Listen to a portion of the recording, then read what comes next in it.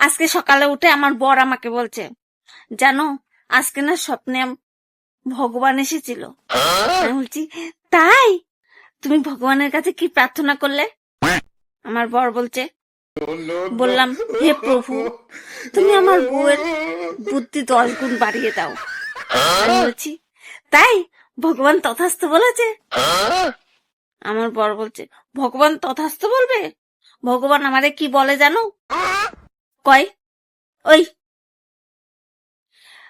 শূন্যরে যত খুশি দিয়ে গুণ কর, কোন গুণফল বেরোয়?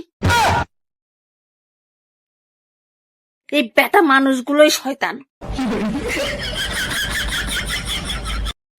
কালকে না একটা সাধুর মেলায় গেছিলাম, তাই এক সাধুরে পাকড়াও করেছি।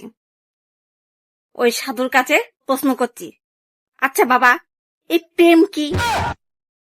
সাধু বলছে, প্রেম হচ্ছে আশার আলো। আমি বলছি, আচ্ছা তাহলে বিয়েটা কি? বলছে, ওই আলোর ইলেকট্রিক বিল। আমি বলছি, তাইলে পরকিয়া কি? বলছে, পরকিয়া ওই ইলেকট্রিক হুকিং করে নেওয়ারে বলে পরকিয়া।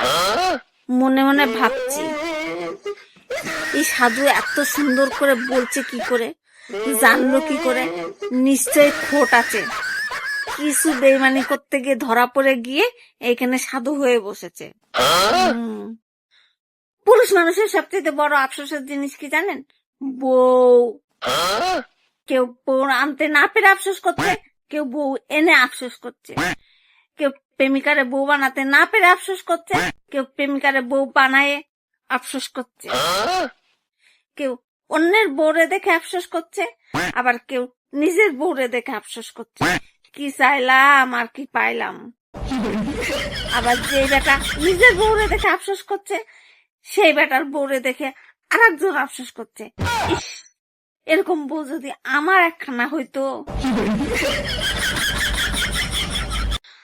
কালকে আমাদের বাড়ি জনগণনার অধিকারী আসছে, তা আমাকে বলছে, আচ্ছা ম্যাডাম, আপনার আর আপনার স্বামীর বয়স বলেন।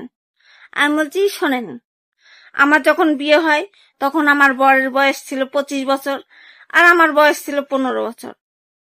এখন আমার বরের বয়স 50 বছর, মানে ডবল হয়েছে। তাহলে আমারও ডবল হয়েছে, তার মানে আমার বয়স এখন 30 বছর। দেখি ও বেটা হঠাৎ করে ফটাস করে পড়ে গেল। শেষে আমি একটু জলের ছিটামিটা দিয়ে ই করলাম, দেখি উঠে বসলো। বলে, ম্যাডাম, আপনার দারুণ হিসাব। আমি এখন কোথায়, স্বর্গে আছি না মর্তে আছি? আমি বলছি, আপনি স্বর্গ আর মর্তের মাঝখানে আছেন আমাদের বাড়ি। আমরা হচ্ছি অ্যারেঞ্জ ম্যারেজ মানুষ। আমাদের দেখে শুনে 14 গোষ্ঠী মিলে গিয়ে পছন্দ করে তারপরে বিয়ে করে নিয়ে আসে। এখন বিয়ে করে আনে আর কেউ পছন্দ করে না। লোকে বলে ভালো হতে টাকা লাগে না।